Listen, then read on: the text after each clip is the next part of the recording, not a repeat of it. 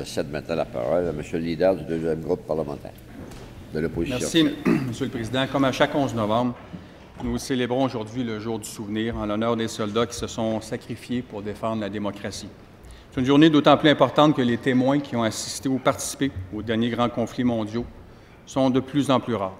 Un homme de 24 ans qui aurait été enrôlé comme soldat en 1939 aurait 100 ans aujourd'hui. Quelques-uns sont toujours parmi nous pour témoigner ce qu'ils ont vécu, et si leur mémoire demeure, leur présence s'efface peu à peu. Je pense qu'on est plusieurs ici à se rappeler qu'il y a une vingtaine d'années, ce qu'on appelle les vétérans, les anciens combattants, étaient beaucoup plus présents dans notre vie collective. Ils revenaient dans l'actualité à chaque mois de novembre, ils faisaient partie de notre vie. On les voyait régulièrement dans les lieux publics dans les semaines précédentes pour saluer les gens et distribuer des coquelicots, la fleur rouge qui symbolise le jour du souvenir.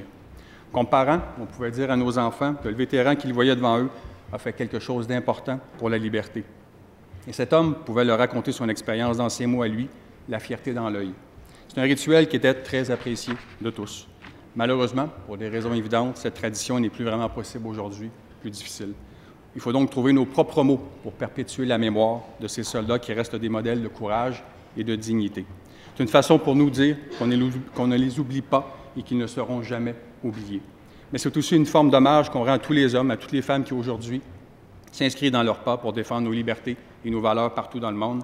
Soldats du 20e et du 21e siècle, ils sont tous, sans exception, notre respect et notre admiration. Merci.